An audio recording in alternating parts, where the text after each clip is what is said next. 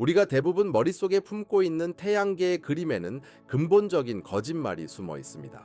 의도된 거짓이 아니라 너무나 거대한 규모의 오차로 인해 우리가 이해한다고 생각하는 것들이 왜곡되는 것일 뿐입니다. 지금 당장 태양계를 그리라는 요청을 받는다면 대부분은 태양을 중심에 놓을 것입니다. 그 다음 수은, 금성, 지구, 화성, 소행성대, 목성, 토성, 천왕성, 해왕성, 아마도 너울성, 혹성까지 그리고 멈추겠죠. 연필을 내려놓으며 그 그림이 태양계라고 말할 겁니다.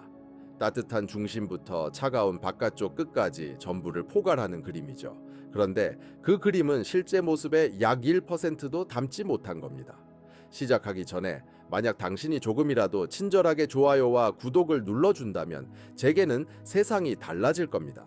작은 행동이지만 이것에 대한 깊은 감사함을 품고 있습니다. 여러분의 지지는 이 작은 우주를 살아있게 하는 힘이니까요. 8개의 행성, 우리가 이름 붙이고 사진 찍고 방문을 꿈꾸었던 모든 세계들은 사실 우리의 태양계의 핵심이 아닙니다. 그들은 복잡하고 작고 하찮은 중심을 둘러싼 곳에 위치해 있습니다. 이것은 너무나 거대한 건물의 현관과도 같아서 현관에 선 사람은 벽을 본 적이 없습니다. 태양계의 진정한 경계, 즉 별들의 중력 범위의 실제 끝은 해왕성보다 수천 배 더 멀리 있습니다. 그것을 아웃클라우드라고 부릅니다. 흔히 구름으로 묘사되지만 그 단어는 매우 위험한 오해를 불러일으킵니다. 그것은 우주 속에 떠도는 가스의 한 조각이 아닙니다. 그것은 껍질, 구형의 껍질로 수조개의 얼음 덩어리들이 전 우주를 둘러싸고 있습니다. 위, 아래, 그리고 모든 방향에서 태양계를 감싸는 구조로 너무나도 거대해서 내부의 행성들은 성당의 중앙에 있는 먼지 알갱이에 불과합니다. 이 말이 의미하는 바를 이해하려면 우리가 알고 있던 태양계의 형태를 버려야 합니다. 행성을 볼 때 우리는 평평한 원반을 봅니다. 수은, 금성, 지구, 화성, 그리고 해왕성까지 모두 태양을 중심으로 거의 평면상에 궤도합니다. 그것은 마치 식사 접시와 같습니다. 그러나 아웃클라우드는 이 규칙을 따르지 않습니다. 그것은 링이 아니며 벨트도 아닙니다. 그것은 구체입니다. 태양을 모든 방향에서 둘러싸는 고대의 얼음으로 이루어진 속이 빈 구체적 구조입니다. 이 구조는 40억 년 동안 깊은 우주의 어둠 속에 자리 잡고 있으며 지금 우리가 살고 있는 바로 그 안에 있습니다. 평생 내내 그 안에 있었던 것이죠. 지금까지 존재했던 모든 인간은 이 구체 안에서 살고 죽었으며 벽을 한 번도 본 적이 없습니다. 이 구조의 규모는 인간의 뇌가 거리감을 처리하는 능력을 넘어섭니다. 천문학자들은 깊은 우주를 천문 단위로 측정합니다. 1천문 단위는 지구와 태양 사이의 거리로 대략 9,300만 마일입니다. 참고로 가장 멀리 도는 주요 행성인 해왕성은 태양으로부터 약 3,000 천문 단위 떨어져 있습니다. 이것이 바로 행성들의 이웃입니다. 그런데 아웃클라우드는 전혀 다른 거리 범위에 속해 있습니다. 내부 경계는 태양으로부터 2,000에서 5,000 천문 단위 안쪽에 시작하며 그 밖으로는 5만에서 10만 천문 단위까지 뻗어 있습니다. 가장 바깥쪽 경계는 우리 태양계에서 가장 가까운 별인 프로시마 센투리까지 거의 절반에 달하는 거리입니다. 우리의 태양계 끝은 다음 별까지 거의 절반에 도달하는 셈입니다. 잠시 이 사실을 마음속에 새기세요. 이것을 물리적 모델로 시각화하는 것이 도움이 됩니다. 숫자만으로는 설명이 부족하니까요. 모든 것을 축소해서 지구에서 태양까지의 거리를 정확히 1인치로 만듭니다. 이 크기에서는 수은이 태양에서 0.1인치, 화성은 약 1.5인치, 목성은 5인치, 해왕성은 30인치, 명왕성은 약 40인치 떨어져 있게 됩니다. 이렇게 된다면 우리가 알고 있는 모든 행성, 모든 위성, 모든 고리, 우리가 보낸 우주선들을 큰 식당 테이블에 놓을 수 있습니다. 마찬가지로 이 축소된 규모에서 아웃클라우드의 내부 경계는 테이블에서 몇백 피트 떨어진 곳, 문밖, 거리, 이웃집 너머에 위치하게 됩니다. 그리고 아웃클라우드의 가장 바깥쪽 경계, 즉 우리의 태양계의 진정한 경계는 약 1.5 마일 떨어져 있습니다.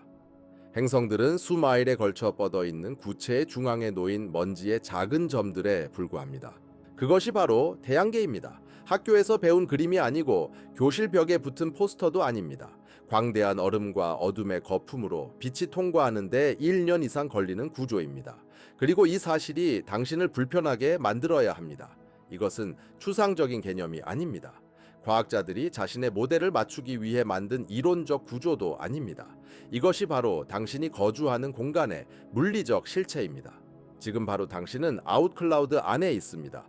물고기가 바닷속에 있는 것과 같은 이치입니다. 차이점은 물고기는 물을 볼 수 있다는 것이고 당신은 자신의 그릇 벽을 볼 수 없다는 점입니다. 아무도 볼 수 없습니다. 어느 망원경도 아웃클라우드 내 존재하는 확정된 물체를 촬영한 적이 없습니다. 어떤 우주선도 그것에 근접한 적이 없습니다. 인류가 만든 가장 빠른 기계인 보이저 1호는 1977년 발사되어 시속 약 38,000마일로 50년 가까이 여행하며 약 160 천문 단위까지 도달했습니다. 아웃클라우드의 내부 경계는 아직도 수천 천문 단위 떨어져 있습니다. 현재 속도로 보이저 1호는 앞으로 300년 후에야 아웃클라우드의 시작에 도달할 것이며 그 너머를 통과하는 데 약 3만 년이 걸릴 것입니다. 3만 년이요. 참고로 3만 년 전에는 인류는 남프랑스의 동굴벽에 동물을 그리기 시작했으며 기록된 문명의 전체 역사, 모든 제국, 전쟁, 혁명, 글쓰기 발명부터 제임스 웹 우주 망원경의 발사까지 이 숫자 안에 포함됩니다. 이 거대한 구조는 두 개의 뚜렷한 영역으로 나뉩니다. 우리에게 더 가까운 부분은 힐스 클라우드 또는 내부 아웃 클라우드라고 부릅니다. 이것은 더 두꺼운 황소 모양으로 형성되어 있으며 얼음 부스러기 덩어리의 도넛 모양으로 대략 외부 껍질보다 5배 정도 더 많은 질량을 포함하고 있습니다. 여기서 더 밀집되어 있지만 밀집하다라는 단어는 이 맥락에서는 거의 웃음을 자아낼 정도로 오해를 불러일으킬 수 있습니다. 멀리 떨어질수록 당신은 외부 OORT 구름으로 전환되며 모든 것을 감싸는 완전한 구형 껍질입니다. 그곳에 있는 물체들은 화성과 목성 사이에서 발견되는 소행성 같은 암석이 아닙니다. 그들은 휘발성 얼음, 얼어붙은 물, 얼어붙은 메탄, 얼어붙은 암모니아, 얼어붙은 일산화탄소입니다. 이것들은 40억 년 전 태양계가 형성될 때의 순수한 잔해입니다. 이들은 거의 완전한 진공 상태에서 절대 영도에 가까운 온도에 앉아 있었으며 행성들이 탄생한 이후 거의 방해받지 않고 존재해 왔습니다. 이들은 태양계의 모든 세계 위에 존재하는 어떤 지형보다도 더 오래되었습니다. 달의 충돌구보다도 화성의 화산보다도 토성의 고리보다도 더 오래되었습니다. 엄밀히 말하면 이것들은 우리의 태양계의 원래 건설 재료입니다. 사용되지 않고 손대지 않고 시간 속에 얼어붙은 채 모든 것의 가장자리에 있습니다. 사람들이 이것을 상상하려 할 때 흔히 하는 실수가 있습니다.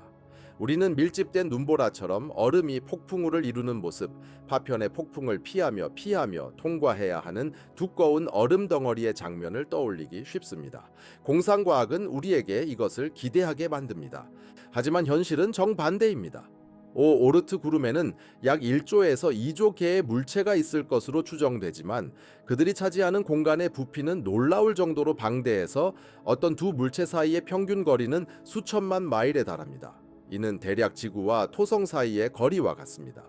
만약 당신이 그 구름의 가운데에 있는 어떤 얼음 덩어리 위에 서 있다면 주변을 둘러보았을 때 별들 외에는 아무것도 보이지 않을 것입니다.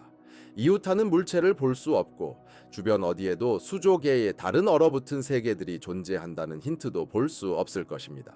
태양조차 태양으로서 볼 수 없을 것입니다. 그것은 평범한 하늘에서 가장 밝은 별에 불과하게 보일 뿐입니다. 따뜻함도 원반도 황금빛 빛도 없으며 단지 다른 별보다 약간 더 밝은 점에 불과하여 어디를 봐야 할지 정확히 알지 못한다면 가까운 별과 구별하기 어렵습니다. 그것은 태양계에서 가장 외로운 곳입니다. 수조 마일씩 뻗어 있는 얼어붙은 조용한 텅 빈 어둠이자 그것이 바로 우리 태양이 만들어낸 가장 큰 구조물입니다. 모든 행성보다도 더 크며 직관을 거스르는 규모입니다. 태양빛이 의미 있게 비출 수 있는 공간 전체보다도 더 큽니다. 이것은 태양계의 특징이 아닙니다. 바로 태양계 자체입니다. 나머지 모든 것, 모든 행성, 모든 위성, 모든 고리, 모든 해성 자취와 소행성 벨트는 그 중심의 작은 밝은 얼룩에 불과합니다. 그리고 우리는 그것을 본 적도, 사진으로 찍은 적도, 만져본 적도, 그것이 존재한다는 것을 직접 관찰할 수 있을 만큼 오래 살아남은 기계를 보내본 적도 없습니다. 우리가 OORT 구름에 대해 아는 모든 것은 추론, 수학, 그리고 그것이 보내오는 것들을 관찰하는 것에서 비롯됩니다. 때때로 저 밖에서 무언가가 교란을 일으키기 때문입니다. 어떤 것이 그 얼음 껍질에서 떨어져 나와 태양 쪽으로, 우리 쪽으로 떨어지기 시작하는 것이죠. 그리고 도착했을 때 얼음이 증발된 꼬리를 하늘에 들이우며 우리는 그것에 이름을 붙입니다. 그것을 혜성이라고 부르죠. 그리고 몇 주 동안 우리는 하늘을 올려다보며 그 아름다움에 감탄하지만 그것이 우리 감옥벽에서 보내온 엽서라는 사실은 결코 깨닫지 못합니다. 오트 구름과 그 구조는 항상 존재해 온 것처럼 보이기 쉽습니다. 얼음으로 된 정적인 껍질, 태양계 주변에 영구적으로 설치된 울타리처럼 보입니다. 우리는 공간을 고정되어 있다고 생각하는 경향이 있습니다. 행성들은 깔끔한 원형 궤도를 돌고 위성들은 제자리에 머물며 태양계의 지도는 오늘날과 10억 년 전과 같아 보입니다. 하지만 이것은 사실이 아닙니다. 태양계는 사진이 아니며 범죄 현장입니다. 그리고 555 구름은 우리 별의 가장 폭력적인 사건의 잔해 현장입니다. 40억 5천만 년 전 태양계는 알아볼 수 없을 정도로 혼란스러웠습니다. 깔끔한 궤도선이나 암석 내행성, 가스 거인의 명확한 분리도 없었습니다. 태양은 어리고 뜨거웠으며 원시 선군 디스크라는 두꺼운 가스와 먼지의 원반으로 둘러싸여 있었는데 이 원반은 수백 개의 천문 단위에 걸쳐 소용 돌이치는 원판이었습니다. 이 원반 내에서 중력은 제 역할을 하며 덩어리들이 형성되고 충돌하며 작은 천체들이 더 큰 천체로 합쳐지고 더 큰 천체들이 행성 잔해로 합쳐졌습니다. 산과 같은 크기의 작은 세계, 수십억 개의 물체들이 혼돈 속에서 떠돌았으며 이 혼돈은 수억 년 동안 계속되었습니다. 오늘 우리가 아는 행성들은 이 잔해로부터 조립되고 있었으나 지금처럼 위치해 있던 것이 아니었습니다. 태양계에서 가장 큰 행성인 목성은 현재의 5.2 천문단위 거리에서 형성되지 않았습니다. 2005년 국제 천문학자들이 개발한 나이스 모델을 비롯한 현재의 행성 이동 모델은 목성이 태양에 더 가까운 곳에서 형성된 후 바깥쪽으로 이동했다고 제시합니다. 토성도 마찬가지입니다. 그리고 이 두 거대한 행성들이 궤도를 이동하면서 그들의 중력이 주변 모든 것에 치명적인 영향을 미쳤습니다. 그들은 초기 태양계의 잔해 현장을 마치 파괴공사 현장에서 와이어를 휙 돌리듯이 통과하며 얼음 덩어리 하나하나에 엄청난 속력으로 가속하는 중력에 힘을 가했습니다. 일부는 안정된 궤도에 잡혀 위성을 형성했고 일부는 태양 쪽으로 밀려가 증발했으며 상당수는 강하게 빠르게 바깥쪽으로 튕겨나갔습니다. 이 메커니즘은 중력 슬링시앗이라고 하며 오늘날 나사가 우주선을 가속하는 데 사용하는 원리와 동일합니다. 작은 천체가 거대한 행성 가까이 지날 때 행성의 중력이 그 궤도를 굽히고 속도를 바꾸는 것이죠. 지오메트리가 맞다면 작은 천체는 충분한 속도를 얻어 태양계 내에서 완전히 벗어날 수 있습니다. 45억 년 전 목성과 토성은 동시에 수십억 개의 얼음 행성체를 이끌어내고 있었습니다. 태양계 내부는 사격장과 같아졌습니다. 가스 거인과 같은 지역에서 형성된 얼어붙은 물체들이 사방으로 쏘아 올려졌으며 폭발의 파편처럼 공허 속으로 흩어졌습니다. 그중 일부는 너무 강하게 던져져서 탈출 속도에 도달했고 태양계를 완전히 벗어나 우주 공간으로 떠돌아다니며 별 사이를 떠도는 고아 천체가 되었습니다. 우리는 이제 이 천체들이 존재한다는 것을 알고 있습니다. 2017년 천문학자들은 우무와 무아를 발견했으며 이는 우리 태양계를 통과한 최초의 확인된 별들 간 천체입니다. 그리고 2019년 해성 보리스가 두 번째였습니다. 둘 다 젊은 행성계가 일상적으로 배출하는 잔해로 여겨집니다. 우리 태양계 역시 수십억 년 전 우주 고아 천체들의 일정 부분 기여했을 가능성이 높습니다. 하지만 방출된 물질의 상당 부분은 탈출 속도에 도달하지 못했습니다. 그것은 태양의 인력을 벗어나지 못하고 수천, 수만 개의 천문 단위, 심지어 태양의 중력 영향권의 끝까지 밖으로 나아갔습니다. 그리고 정체되었습니다. 완전히 벗어날 만큼 충분한 에너지를 갖추지 못한 채 별들 사이에 얼어붙은 어둠 속에 머물렀으며 수백만 년이 걸릴 매우 긴 타원 궤도에 갇혀 있었습니다.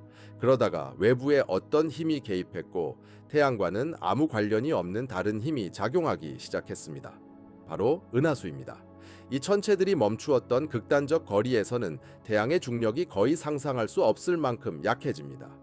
태양은 여전히 존재하며 엄연히 이 천체들을 궤도에 유지하고 있지만 더 이상 지배적인 힘은 아닙니다. 5만, 6만, 10만, 천문 단위 거리에서는 은하 자체의 중력 영향이 태양과 경쟁하기 시작합니다. 천문학자들은 이를 은하의 조력, 조수력이라고 부릅니다. 달이 지구의 대양의 조수를 일으키는 것처럼 은하수에 밀집된 별과 가스의 원반, 거대한 중심 돌출부는 태양계의 가장 멀리 떨어진 천체들의 조력, 조수력을 가합니다. 이 힘은 매우 미묘하여 지구에서는 감지하기 어렵고 해왕성에서도 감지하기 어렵습니다. 하지만 태양의 인력이 거의 사라진 태양계의 끝에서는 은하수의 조수력이 조각가처럼 작용하게 됩니다. 바로 이 조수력 덕분에 오르트 구름이 구체 모양으로 형성됩니다. 이것이 없었다면 배출된 잔해들은 행성과 같은 평면의 평평한 원반 상태로 남았을 것입니다. 그러나 은하의 중력은 이 먼 천체들을 위, 아래, 모든 방향에서 끌어당겼고 수십억 년에 걸쳐 그 궤도를 점차 무작위로 바꾸어 오늘 우리가 추정하는 구형 껍질을 이루게 했습니다. 오르트 구름이 구체 모양인 이유는 그것이 그렇게 형성된 것이 아니라 은하가 그렇게 만들었기 때문입니다. 태양은 물질을 바깥으로 던졌고 은하가 그것을 받아서 공 모양으로 감쌌습니다. 이로 인해 태양계에서는 유일무이한 물리적 상황이 만들어졌습니다. 오르트 구름의 천체들은 태양의 통제권이 극히 미세한 경계에 존재합니다. 기술적으로는 태양에 묶여 있지만 매우 느리게 돌고 극단적인 거리에서 돌기 때문에 태양은 거의 버티지 못하는 상황입니다. 약간의 충격, 작은 교란만 있어도 이 천체들은 떨어져 나갈 수 있습니다. 그리고 교란은 정기적으로 발생합니다. 은하수는 정적인 것이 아니기 때문입니다. 별들은 움직이고 있습니다. 그들은 은하수 내에서 자신의 궤도를 따라 이동하며 수백만 년에 걸쳐 태양과 가까워지거나 멀어지기도 합니다. 가끔 별이 태양계에 가까이 지나가면서 그 중력이 오르트 구름을 건드리며 흔들어 놓기도 합니다. 이는 추측이 아닙니다. 우리는 이미 특정 별들이 그러한 일을 할 것임을 확인했습니다. 글레이저 710은 현재 지구로부터 약 63광년 떨어진 적색 외성입니다. 천문학자들은 유럽 우주국의 게이아 미션 데이터를 이용해 그 궤적을 계산했고 약 130만 년 후에는 글레이저 710이 태양계 바깥쪽 오르트 구름을 직접 통과할 것임을 밝혀냈습니다. 이때 태양으로부터 약 1만 천문 단위 거리까지 접근할 예정입니다. 이는 천문학적 기준으로 보면 가까운 충돌이 아니라 태양계의 껍질에 직접 침입하는 것과 같습니다. 통과할 때 그 중력은 수백만 개의 얼음 천체를 흩뜨릴 것이며 많은 것들은 밖으로 던져져 태양계를 떠나 우주로 사라질 것입니다. 그러나 많은 것들은 내부로 밀려들면서 궤도가 조금씩 흔들려 태양을 향해 떨어지기 시작할 것입니다. 빠르거나 극적인 변화는 아니지만 수십만 년, 수백만 년에 걸쳐 이들 천체는 천천히 태양계를 향해 나아갈 것입니다.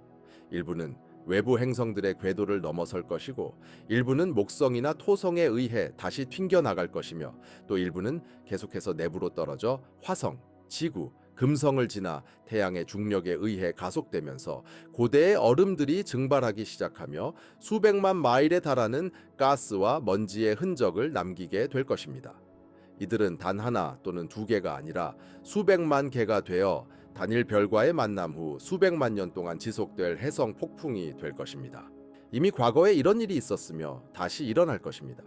지구의 지질 기록에는 오르트 구름 근처 별의 통과와 관련된 영향률이 높았던 시기를 보여주는 증거들이 남아 있습니다. 약 40억 년 전 내행성이 격렬한 충돌로 폭격당했던 시기인 후기 강력 폭격기는 정확히 이러한 중력 교란에 의해 촉발되었을 가능성이 높습니다.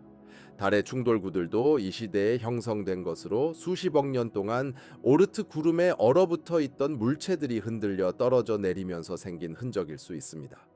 구름을 방해하는 것은 지나가는 별들뿐만이 아니다. 새로운 별이 형성되는 밀집된 가스와 먼지의 거대한 영역인 거대 분자 구름도 중력적 영향을 미친다. 태양계는 은하를 돌면서 이 구름들을 지나거나 근처를 통과한다. 그리고 각 만남은 구름을 교란시켜 신선한 해성의 파도를 흩뜨리게 된다. 태양 자체도 2억 2,500만 년에서 2억 5천만 년마다 은하 중심을 돌며 이는 때때로 은하년이라 불린다. 태양계가 존재하는 동안 약 20번의 공전을 마쳤으며 그 각 공전마다 다양한 별 밀도, 다양한 조력, 다양한 중력 환경을 통과했다. 각 통과는 구름의 구조를 재형성한다. 각 통과는 우리를 흔들어 놓는다. 2024년 연구자들은 해왕성이나 천왕성 크기의 행성이 오르트 구름 자체에 숨어 있을 가능성을 제시하는 연구를 발표했다. 이는 그곳에서 형성된 행성이 아니라 혼돈의 시기에 내부 태양계에서 벗어나 쫓겨난 행성일 수 있다. 보르도 대학의 숀 레이먼드와 행성과학연구소의 네이선 케이브는 만약 그런 행성이 존재한다면 매우 길쭉한 궤도를 가지고 있으며 대부분의 시간을 먼 곳의 어둠 속에 머물러 있어 현재 기술로는 거의 탐지할 수 없다고 제안했다. 그것은 지금 우리 태양 주위를 돌고 있을지도 모른다. 충분히 크고 진정한 행성으로 인정받을 만하지만 우리는 알 방법이 없다. 오르트 구름은 너무 광대하고 너무 어둡고 너무 멀리 있기 때문에 해왕성 크기의 세계를 숨기면서 인류 문명의 전체 역사 동안 비밀로 간직할 수도 있다. 오르트 구름은 벽도 울타리도 아니다. 살아 움직이며 은하의 중력 리듬에 따라 숨쉬는 역동적인 구조다. 폭력으로 만들어지고 조력에 의해 조각되며 너무 가까이 돌던 별들이 교란한다. 그것은 긴 주기의 해성 형태로 내행성계에 사절을 보내기도 한다. 어둠 속에서 오는 이들은 궤도가 매우 길쭉해서 수천, 수백만 년 동안 돌아오지 않을 것이다. 지금까지 본 모든 긴 주기 해성은 거대한 무언가의 중력에 의해 흔들려 태양 쪽으로 떨어진 오르트 구름의 조각이다. 그리고 여러분이 그 해성을 볼 때마다 그것은 태양계 건설 잔해에 412억 년 된 조각이다. 태양계가 어렸을 때 목성이 버린 원래의 건축 재료 조각으로 태양의 영역 끝에 깊이 얼어붙어 있으며 어둠 속에서 기다리고 있다가 어떤 것, 지나가는 별, 은하 조력, 보이지 않는 중력의 손, 이 밀어줄 때까지 기다리고 있다. 지금까지 우리가 논의한 모든 것에는 불편한 사실이 있다. 규모, 수조 개의 물체, 가장 가까운 별까지의 반도에 이르는 구형 껍질, 폭력적인 형성 과정, 은하 조력, 숨겨진 행성까지 모두 하나의 깊이 불안한 고백 위에 놓여 있다. 우리는 오르트 구름을 실제로 본 적이 없다. 단 한 번도. 확증 사진도 추적된 물체도 직접 검출된 적도 없다. 인류가 지금까지 만든 모든 망원경에도 불구하고 허블 우주 망원경이 30년 넘게 대기권 위를 돌고 있음에도 불구하고 제임스 웹 우주 망원경이 역사상 어떤 기기보다 더 깊이 우주를 들여다보고 있음에도 불구하고 태양계 곳곳에 흩어진 전파 접시와 적외선 관측소, 우주 탐사선들에도 불구하고 우리는 오르트 구름 내부에 존재하는 단 하나의 물체조차 직접 관측으로 확인하지 못했다. 우리는 볼 수 없는 것에 대한 전체 천문학의 한 장을 만들어가고 있다. 이 사실이 분명한 의문을 제기한다. 만약 우리가 볼 수 없다면 어떻게 그곳에 존재한다는 것을 알 수 있단 말인가? 답은 야한 핸드릭이라는 사람에게서 시작된다. 네덜란드의 작은 마을 프라니카에서 1900년에 태어난 그는 20세기 가장 영향력 있는 천문학자 중 하나가 되었다. 그는 은하가 회전한다는 최초의 관측 증거를 제공했고 당시로서는 놀라운 정확도로 태양에서 은하 중심까지의 거리를 계산했다. 그러나 그의 이름을 영원히 남기게 된 일은 1950년에 발표한 논문에서였다. 그가 던진 간단하면서도 의문을 품게 하는 질문은 바로 긴 주기 해성은 어디서 오는가 였다. 1950년까지 천문학자들은 충분히 많은 해성을 목록화했고 이상한 패턴을 발견했다. 2개의 뚜렷한 집단이 있었던 것이다. 해리의 해성처럼 76년마다 태양을 도는 단기 해성은 상대적으로 작고 태양계 내에 머무르는 궤도를 갖고 있었다. 이들의 기원은 해왕성 너머의 얼음 잔해들이 모여있는 케이퍼 벨트에서 찾을 수 있었다. 그러나 긴 주기 해성은 달랐다. 그들은 매우 길쭉한 궤도를 그리며 태양으로부터 가장 멀리 떨어진 지점인 아필리온이 약 2만 천문단 위에 모여 있었다. 이 해성들은 어느 방향에서든 왔으며 평평한 행성 평면이 아니라 위, 아래, 모든 각도에서 왔다. 그리고 많은 해성들이 처음으로 태양계 내를 방문하는 것처럼 보였으며 거의 포물선 궤도를 그리며 태양과 가까워진 적이 없던 것처럼 보였다. 핸드릭은 이것이 의미하는 바를 깨달았다. 만약 이 해성들이 일정한 방향 분포에서 오는 것이고 그들의 아필리온이 공통된 거리에서 모여 있다면 그것들은 그 거리의 구형 얼음 덩어리 저장소에서 온 것임을 의미한다. 이 해성들은 무작위 방문객이 아니었다. 그것들은 구조물, 껍질, 태양의 가장 바깥쪽에 위치한 거대한 구형에 얼어붙은 천체 집단에서 빠져나온 것들이었다. 때때로 지나가는 별의 중력이나 은하의 조력에 의해 내부로 돌진하는 경우도 있었다. 그는 1950년 논문에서 이 구조를 제안했고 이는 거의 즉시 천문학계에서 받아들여졌다. 수학이 명료했고 예측이 검증 가능했기 때문이다. 만약 오르트 구름이 존재한다면 긴 주기 해성들은 거의 모든 방향에서 비슷한 빈도로 도착할 것이며 실제로 그렇다. 만약 구름이 존재한다면 가장 긴 궤도 주기를 가진 해성들은 특정 거리 범위 내에서 실패 군집을 형성해야 합니다. 실제로 그렇습니다. 만약 구름이 지나가는 별들에 의해 교란된다면 해성의 도래는 알려진 별들의 통과와 상관관계가 있는 통계적 패턴을 보여야 합니다. 이 데이터는 이 예측과 일치합니다. 75년이 지난 지금도 구름은 천문학에서 가장 강력한 추론 중 하나로 남아 있습니다. 우리는 그것을 본 적이 없습니다. 그러나 해성의 형태로 전달되는 증거는 매우 일관되고 수학적으로 논리적이며 예측력이 뛰어나서 사실상 어떤 전문 천문학자도 존재를 의심하지 않습니다. 그것은 태양계에서 가장 큰 구조입니다. 그리고 우리는 그것이 존재한다는 것을 한 번도 들어본 적 없는 건물에 불이 있다는 것을 아는 것과 같은 방식으로 압니다. 연기를 볼 수 있기 때문입니다. 이 경우 연기는 장관입니다. 2014년 천문학자 페드로 베르나르디넬리와 게리 번스타인은 지금까지 관측된 것 중 가장 놀라운 해성 중 하나가 될 물체를 발견했습니다. 해성씨 204 UNE71 현재 이름은 베르나르디넬리 번스타인 해성은 거대한 물체입니다. 직경이 약 85마일, 140km로 일반적인 해성보다 10배 이상 큽니다. 이를 이해하기 위해 6,600만 년 전 공룡을 멸종시킨 소행성의 크기는 대략 7.5m였으며 베르나르디넬리 번스타인은 그보다 11배 이상 큽니다. 이것은 지금까지 직접 관측된 가장 큰 해성 구름 물체입니다. 처음 발견했을 때 이 해성은 아직 해왕성의 궤도 너머에 있었으며 약 300만 년이 걸리는 궤도를 따라 내심으로 기어 들어오고 있었습니다. 300만 년이라는 시간입니다. 이 물체가 태양에 이렇게 가까워졌던 마지막 때는 지구상의 호모 사피엔스가 존재하지 않았던 시기였습니다. 2025년 칠레의 아타카마 대형 망원경 배열을 이용한 천문학자 팀은 돌파구를 이루는 관측을 수행했습니다. 그들은 베르나르디넬리 번스타인 해성의 분자 활동을 감지했으며 아직 태양으로부터 16,000분의 1 AU 이상 떨어진 곳에서, 즉 해왕성까지의 절반 이상 거리에서 관측되었습니다. 이 해성 핵에서 이산화탄소 가스가 분출되고 있었으며 복잡하게 진화하는 방울 모양의 가스 방출이 이들 고대 해성의 활동을 촉진하는 원인을 처음으로 직접 증명했습니다. 이는 이 해성에서 분자가스가 방출된 최초의 사례였습니다. 이 관측은 태양으로부터 멀리 떨어진 곳에서도 온도가 거의 절대 0도 근처임에도 불구하고 이 구름이 완전히 정지되어 있지 않음을 보여주었습니다. 표면에서는 어떤 일이 일어나고 있으며 오래된 얼음이 승화되고 화학 반응이 일어나고 있습니다. 태양계 탄생의 유물인 얼음들이 내부로 끌려 들어오면서 깨어나고 있으며 우리는 인류 역사상 처음으로 이를 실시간으로 목격하고 있습니다. 베르나르디넬리 번스타인은 단 하나의 대상에 불과합니다. 현재 칠레에서 임명 중인 베라시 루빈 관측소는 그 유산 우주 및 시간 조사 레거시 서베이가 본격적으로 시작되면 우리 이해를 혁신할 것으로 기대됩니다. 이 10년간의 조사는 전 우주를 반복적으로 관찰하며 전례 없는 깊이와 속도로 수행될 것입니다.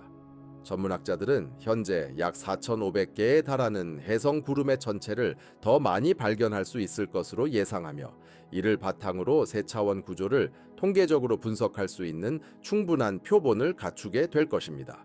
구름 자체를 보는 것이 아니라 구름이 방출하는 천체의 궤적을 추적함으로써 구조를 이해하는 것입니다. 우리가 구름이 존재한다는 사실을 아는 방식에는 뭔가 심오한 것이 있습니다. 우리는 태양계에서 가장 큰 구조를 추론과 수학, 그리고 어둠 속에서 떨어지는 천체를 조심스럽게 추적하는 과정을 통해서만 이해하고 있습니다. 이것은 우주적 규모의 탐정 작업이며 탐정 도구들은 점점 더 정교해지고 있습니다. 유럽 우주국의 GIA 임무는 은하수 내 거의 20억 개의 별의 위치와 궤적을 놀라울 정도로 정밀하게 지도화했습니다. 이 데이터 덕분에 천문학자들은 근리 710뿐만 아니라 과거 또는 미래의 구름을 통과하거나 근처를 지나간 수십 개의 별들도 확인할 수 있게 되었습니다. 각각의 만남은 해성 폭풍의 잠재적 유발 요인입니다. 각각의 데이터는 구름이 얼마나 자주 흔들리고 그때 어떤 일이 발생하는지 이해하는 데 도움을 줍니다. 유럽 우주국은 또한 2029년에 발사될 예정인 해성 인터셉터 미션을 준비하고 있습니다. 이 우주선은 태양 지구 거리에 안정된 지점인 태양 지구 시선이 지점에 배치되어 적합한 목표가 나타날 때까지 기다릴 것입니다.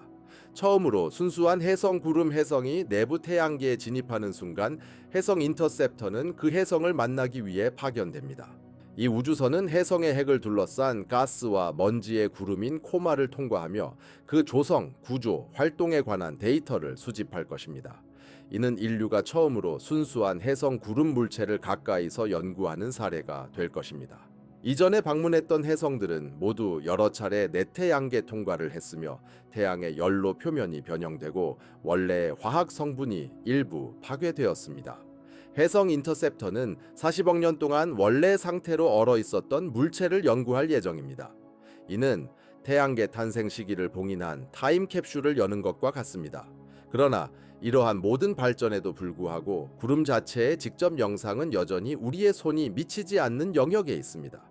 대상들이 너무 작고 너무 멀리 있으며 의미 있는 태양광을 반사하지 않고 감지 가능한 방사선도 방출하지 않기 때문입니다. 우리가 관측할 수 있는 모든 파장에서 보이지 않는 존재입니다. 그들을 찾는 유일한 방법은 그들이 움직이고 내부로 떨어지고 꼬리를 길게 형성하며 해성으로서 자신을 알리는 순간을 기다리는 것입니다. 구름은 오직 스스로 선택할 때만 모습을 드러내며 나머지 시간 동안은 어둠 속에 조용히 고대해 그리고 이해할 수 없을 만큼 거대하게 자리 잡고 있습니다. 천문학자들이 때때로 오트 구름을 설명할 때 사용하는 말이 있다. 우리는 화성의 표면을 우리의 태양계 경계보다 더 높은 해상도로 지도화했다. 우리는 수십억 광년 떨어진 은하들을 우리 집의 가장자리 구조를 사진 찍는 것보다 더 선명하게 촬영했다. 우주에서 가장 멀리 있는 것들이 우리가 사는 방의 벽보다 더 쉽게 볼 수 있다. 오트 구름은 다른 은하들이 멀리 있는 것과는 달리 멀리 있지 않다. 그것은 보이지 않게 만들어진 방식으로 멀리 있다. 깊은 우주를 위해 설계된 망원경으로는 너무 가까워서 관심을 끌지 못하고 우리가 만들 수 있는 어떤 우주선으로도 도달할 수 없을 만큼 멀리 있다. 그것은 천문학 전체에서 가장 큰 맹점인 맹점에 존재하며 우리는 그 안에 있다. 2012년 세계는 역사적인 순간을 축하했다. 헤드라인은 보이저 1호가 마침내 태양계를 떠났다고 선언했다. 그것은 인간이 만든 최초의 물체로서 성간 우주에 진입한 것이다. 신문들은 그 이야기를 실었고 소셜미디어는 폭발했다. 잠시 동안 인류는 처음으로 문 밖을 나선 종족처럼 느꼈다. 그러나 그 축하는 이르렀다. 약 3만 년 앞선 일이었다. 2012년에 보이저 1호가 넘은 것은 태양계의 가장자리도 태양권의 가장자리도 아니었다. 그것은 태양권의 가장자리를 넘었다는 것이다. 이 둘은 동일한 것이 아니다. 그리고 이 둘의 차이는 마치 현관에서 발을 내딛는 것과 나라를 떠나는 것의 차이와 같다. 태양은 끊임없이 전하 입자의 흐름인 태양풍을 모든 방향으로 내보낸다. 이 바람은 행성들 주위에 엄청난 자기장 풍선을 만든다. 이를 태양권이라 부른다. 이것은 태양의 자기장과 입자 방출이 은하의 나머지 부분에서 오는 방사선과 입자보다 우위를 점하는 우주 공간의 영역이다. 이 풍선의 외부 경계, 즉 태양풍의 외부 압력이 은하간 매질의 내부 압력과 균형을 이루는 얇고 보이지 않는 표면을 헬로퍼라고 한다. 2012년 보이저 1호는 헬로퍼를 넘었다. 그때 태양 입자들이 갑자기 감소했고 태양계 밖에서 오는 우주선이 극적으로 증가하는 것을 감지했다. 태양의 자기 영향권을 벗어난 것이다. 그러나 자기 영향력과 중력 영향력은 전혀 다른 것이다. 태양계는 자기력으로 정의되지 않는다. 중력으로 정의된다. 태양계는 태양이 더 이상 물체를 중력으로 잡아둘 수 없는 곳에서 끝난다. 그 정의에 따르면 보이저 1호는 간신히 현관을 떠난 것에 불과하다. 이 우주선은 현재 지구로부터 약 165 천문단위 떨어져 있다. 이는 존재하는 인간이 만든 가장 먼 물체이다.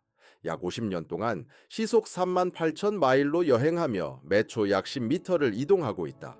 이는 어떤 인간 기준으로도 매우 빠른 속도다. 그리고 그 속도에서도 오트 구름의 규모는 보이저 1호를 사실상 정지 상태처럼 보이게 만든다. 현재 그는 헬로퍼와 오트 구름의 내부 끝 사이에 빈 공간을 떠돌고 있다. 그는 300년 후 24세기 초쯤에야 구름의 시작점에 도달할 것이다. 그때쯤이면 오늘 살아있는 모든 인류는 여러 세대 전에 죽었을 것이다. 우리가 사용하는 언어는 변했을지도 모른다. 우리가 살고 있는 나라들은 존재하지 않을 수도 있다. 우리가 첨단이라고 생각했던 기술은 고고학적 유물에 불과할 것이다. 그리고 보이저는 계속 떠돌며 조용히 그리고 죽어 있을 것이다. 그는 오래전에 전력을 다 써버렸기 때문이다. 보이저 1호는 방사성 동위원소 열전 발전 장치, 즉 우라늄 238의 붕괴 열을 전기로 바꾸는 핵 배터리로 작동한다. 그 전원은 발사 이후부터 점점 약해지고 있다.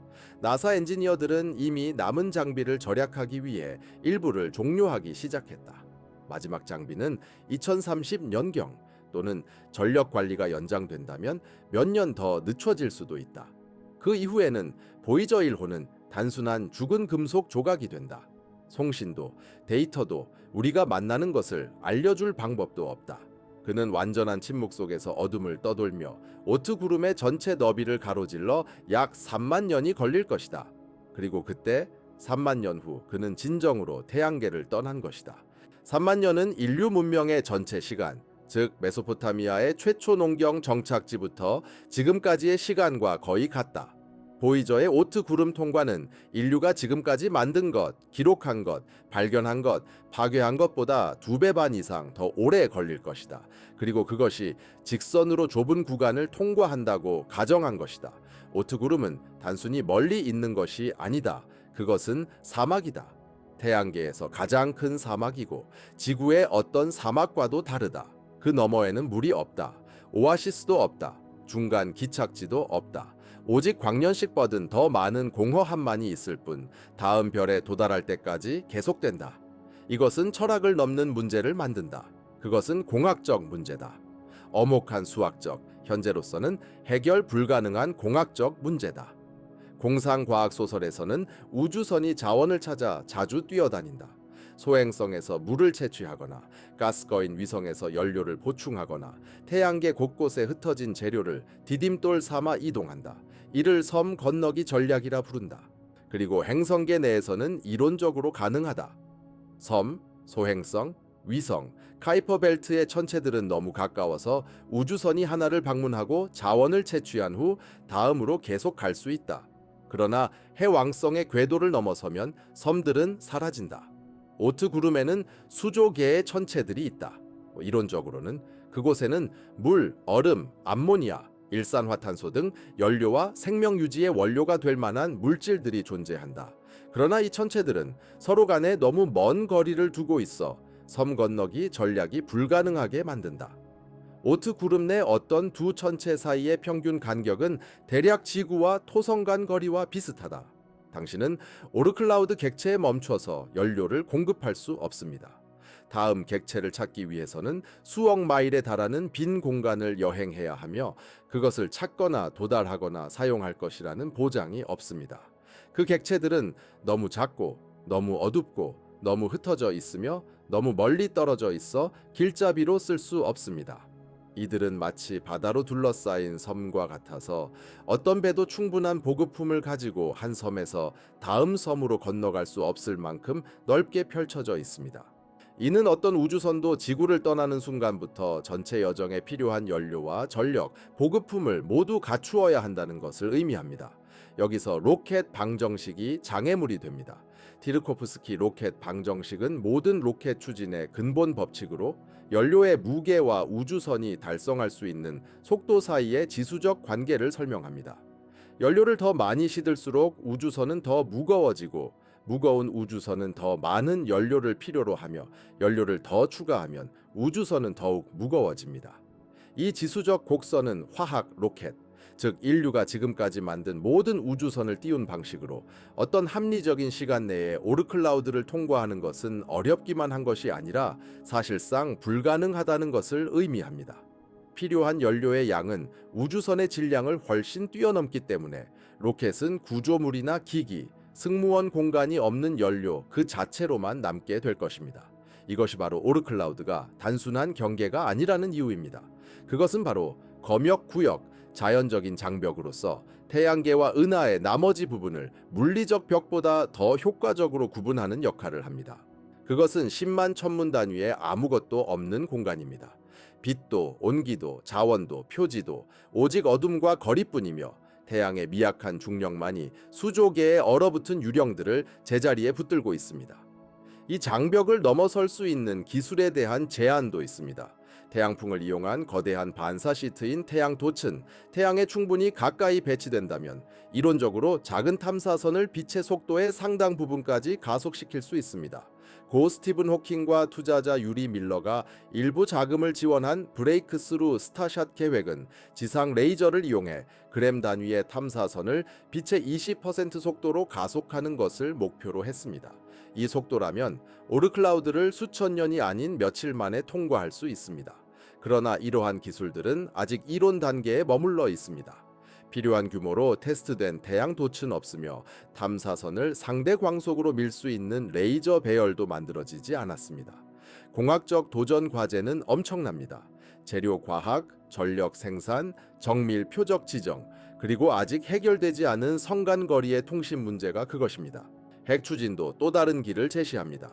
1950년대에 구상된 오리온 프로젝트는 핵폭탄을 우주선 뒤에서 폭파시켜 추진력을 얻는 방식을 제안했으며 이 개념은 조잡하지만 물리적으로 타당합니다.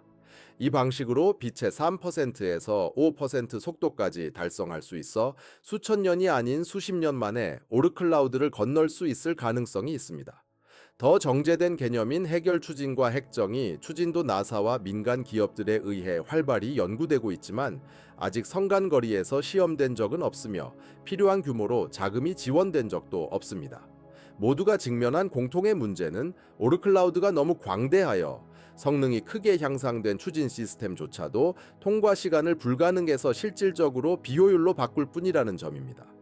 현재와 가까운 미래에도 오르클라우드는 벽입니다. 물질로 된 벽이 아니라 공허로 이루어진 벽입니다. 10만 천문 단위에 달하는 공허는 우리의 생명 유지에 적합하지 않으며 우리의 엔진으로 건널 수 없고 우리의 수명으로 버틸 수 없는 공간입니다. 이것은 인류를 작은 행성, 위성, 소행성의 섬에 갇히게 하는 해자와도 같습니다. 이 구조는 너무 광대해서 우리가 가장자리를 볼 수도 없고 경계에 도달할 수도 없으며 존재를 확인할 작동하는 기계를 보낼 수도 없습니다. 우리의 지능과 야망, 망원경과 로켓, 수학적 재능에도 불구하고 우리는 인공적인 것이 아닌 얼음과 어둠 속에 갇혀 있는 섬 종족입니다. 우리가 뒤로 물러서서 전체 그림을 보면 태양계는 학교에서 배운 도표와는 매우 다르게 느껴집니다. 그것은 따뜻한 불 주변에 모인 밀집한 행성들의 무리가 아닙니다. 그것은 깔끔하게 정렬된 색색의 구체들이 평평한 평면 위에서 정돈되어 도는 모습도 아닙니다. 그것은 광대하고 어두운 바다 한가운데의 외로운 섬입니다. 그리고 오르클라우드는 그 섬의 해안선으로 우리가 아는 모든 것이 끝나는 곳이자 우리가 모르는 모든 것이 시작되는 곳입니다. 이 구조에는 깊은 이중성이 존재하며 잠시 앉아 곱씹어 볼 만한 가치가 있습니다. 왜냐하면 오르클라우드는 동시에 두 가지이며 둘 다 사실이고 서로 완전히 모순되기 때문입니다. 한편으로 오르클라우드는 요람입니다. 그것은 우리 별의 안전한 항구를 정의하며 태양과 모든 행성, 모든 위성, 모든 소행성, 그리고 우리가 발사한 모든 우주선을 감싸고 있습니다. 그리고 그것은 뚜렷한 영역, 즉 우리 별이 주권을 행사하는 중력 왕국을 만듭니다. 이 껍질 안에서는 태양의 빛이 모든 것에 도달하고 그 중력이 모든 것을 조직하며 외골세 희미한 온기도 여전히 의미를 가집니다. 행성들은 예측 가능한 궤도를 돌고 위성들은 자리 잡은 위치를 유지하며 뉴턴이 3세기 전에 설명한 운동 법칙이 정밀하게 작동합니다. 오르클라우드는 이 모든 것이 가능하게 하는 경계입니다. 그것은 우리 정원을 광야와 구분하는 울타리입니다. 그리고 그 경계 내에서는 놀라운 일이 일어났습니다. 이 거대한 구조의 중심에서 약 8분 광선 거리의 작은 암석 행성 위에서 말입니다. 화학은 생물학이 되었고 생물학은 의식이 되었다. 의식은 호기심이 되었다. 그리고 호기심은 망원경과 로켓, 그리고 인간의 눈으로는 결코 볼 수 없는 수조 마일 떨어진 얼음 껍질의 존재를 추론할 수 있을 만큼 정교한 수학을 만들어냈다. 그 구름은 우리를 품었다. 그것은 우리가 진화하고 생각하며 궁금해할 수 있는 안정되고 보호된 환경을 제공했다. 지구상에 존재했던 모든 문명, 모든 시, 모든 방정식, 모든 교향곡, 모든 전쟁, 모든 친절과 잔인함, 그리고 발견의 행위들, 이 모든 것은 이 껍질 안에서 일어났다. 그 구름은 인류 의식의 자궁이다. 우리가 지금까지 존재했던 모든 것, 우리가 태어난 모든 것은 그 안에서 탄생했다. 그러나 또 다른 의미로 그 구름은 우리를 가두는 감금소이기도 하다. 그 규모의 크기는 우주가 우리에게 보내는 가장 명확한 메시지로 우리는 현재 너무 작아서 떠날 수 없다는 것이다. 그것은 속도 제한과 거리 페널티를 부과하는데 우리의 생물학과 기술로는 극복할 수 없다.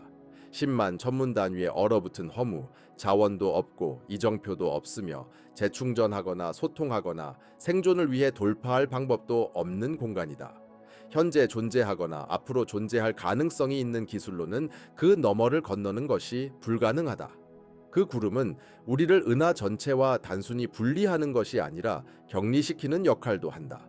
물리학의 조용하고 무관심한 효율성처럼 우리를 내부에 가두는 것이다. 악의도 의도도 없다.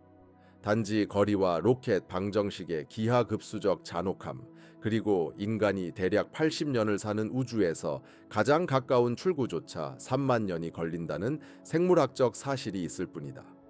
이 격리에는 공학적 의미를 넘어선 함의가 있다.